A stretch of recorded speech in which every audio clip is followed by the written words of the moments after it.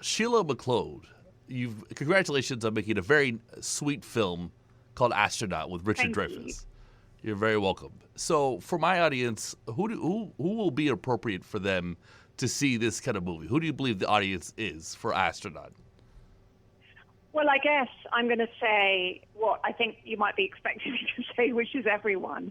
But I guess it's really it's really for anybody who's ever had a dream about anything. So I think you could take your family with you. You could go alone. You could be of a certain age. I don't think it really matters. I think the message is fairly clear. And I think it might appeal to, hopefully, a universal audience, which is who we kind of made it for. So you could be 85 and go alone, or 60 or go alone, or you could even go alone at 25. It really is, we hope it's a universal message. All right. So was it challenging and rewarding, or relaxing and rewarding to work with Richard Dreyfuss? That's a really good question. It was rewarding and brilliant to work with Richard Dreyfuss. He's one of the finest actors in the world. He's one of my favorite actors in the world, and he was collaborative and fun. He's so much fun and passionate about the material and a trooper as an actor. I've been an actor for way too long, and he was one of those actors you work with that you have immediate affinity for, and he makes you. I was very nervous on my first day. It's my first feature film as a writer and director, and he was just so human that he just put me at ease, and off we went. So yeah, it was a rewarding experience throughout. Well, it sounds very nice of him. Besides Astronaut, what is your favorite performance by Richard Dreyfuss? I'm going to say Close Encounters because it was one of my favorite films. So, and I think that performance of course, I loved Mr. Holland's Opus. I thought actually Lasse Hallström's film Once Around, which was a stunning performance by Richard. It was a stunning film. Made by one of my favorite film directors, but I guess Close Encounters is the one that I connected to the most, simply because he was a man searching for something, and he didn't know what it was until he found it. And I love the message in that story. I like the mountain of mashed potatoes. That was kind of fun. Yeah, yeah, and the chaos that his living room became. I was just thinking, gosh, that's a real, how are you going to put that one back together? But yeah, it was, and it had humor in it as well, which was in his desperate search to find out what was inside his head and what he had seen. There was he's such a brilliant filmmaker, Spielberg, but in the end there was humor as well. So, but so much of it also came, Spielberg's a genius, and so is Dreyfuss. Yeah, definitely. So people can IMDb that movie and see that, that was back in like the early 80s, right? So Richard Dreyfuss has been around. So I'm asking you now, the director of Astronaut, who is the future movie star to come out of this movie? Richie Lawrence, I think. The young boy. Yes. I think he's 13 now. He was 11 and a half when we were shooting it. And I think Richard Dreyfuss will continue to make extraordinary films and will be an amazing actor for hopefully decades to come. And Lyric Bend and Krista Bridges, I have to mention them all. They were all extraordinary, Confior. But I suppose if you're saying, who's a fledgling actor, I would say Richie Lawrence, Lawrence, because he's just so receptive and he's so present as an actor, a young actor, and is just such a beautiful human being. He really is. Yes, he was very sweet in the movie. So you wrote, really sweet. Yeah, you wrote and directed this movie. How did it? So you were with it all the way. So how did this come to you as a concept? Because I guess I'd written and directed a few short films, and my mum was in a nursing home in England, and I love my mum, and I used to visit her a lot. And in the nursing home gardens, there was this old guy sitting in a wheelchair who was always looking up at the sky, almost all day. And one day I went and I sat next to him and I said, "What is it that you're looking for up there? What is it that you want?" And he said, "Another go." And I thought about this a lot, and then my mum died 5 months later, and I thought, I have to write about this old man. I have to write about what was he so longing to do that he hadn't done, and why are all people shuffled off and forgotten about, and why can't they have a voice in society, and they should be heard, because I think it's very important for the elder generation to have a voice to guide the younger generation, and that was important to me. Yes, the elderly are very important to me as well. So thank you for highlighting the elderly. That's very an important message that you're bringing up. So what is your favorite stage of the filmmaking process? Again, it's a really good question.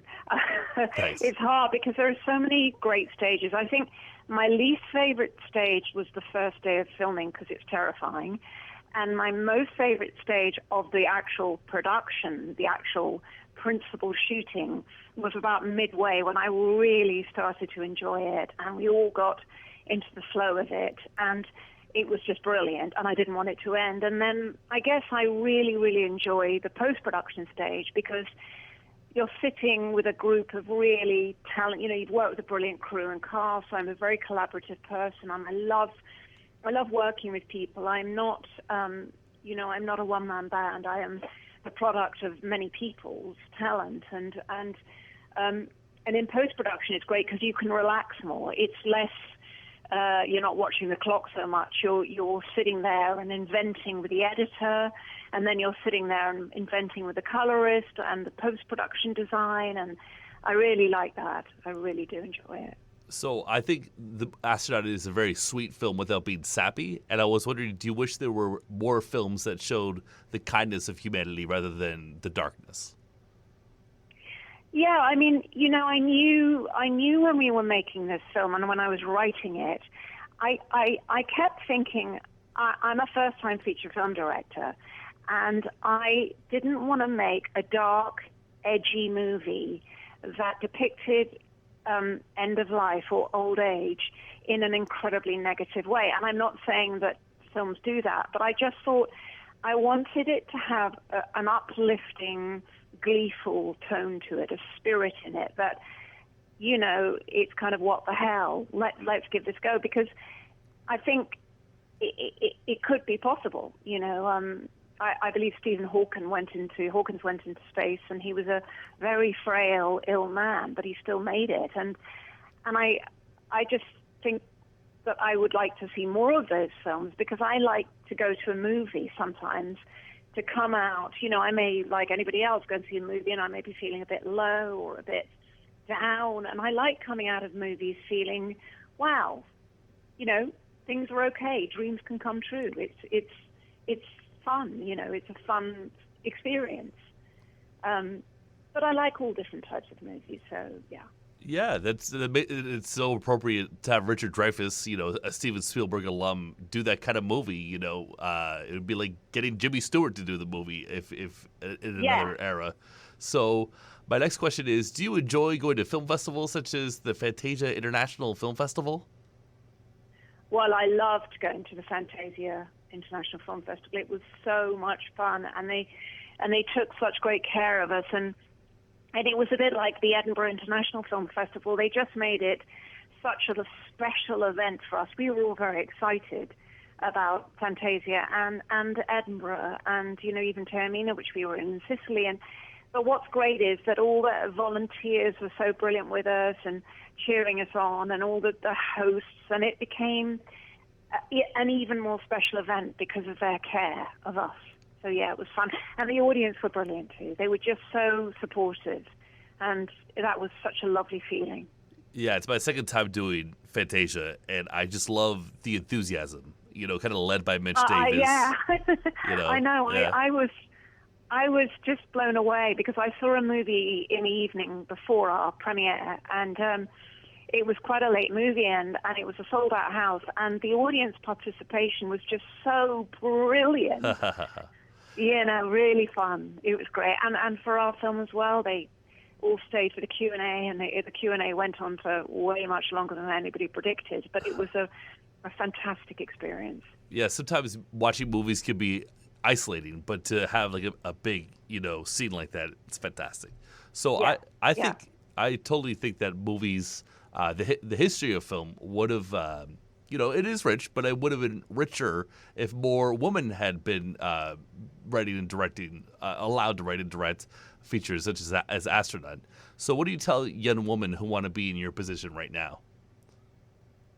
I would say, if you got a dream and you have a story to tell, don't give up, tell it. Make sure. We had to push very hard to get this film made, and then it was the brilliant organizations such as Telefilm who came on and supported us, and Ontario Creates and the Movie Network. They all came on board and they totally supported women directors and writers, and it's our time now. And I think, because I'm not a spring chicken and I've been around, I directed my first thing actually as a little cat food commercial test when I was in my 30s, and it wasn't really the time then to step behind the camera. There weren't that many women directors, and I can honestly say I've been in the business for 35, nearly 40 years, and I've probably worked with 3 women directors, which shows you, and I've done quite a lot of work. So,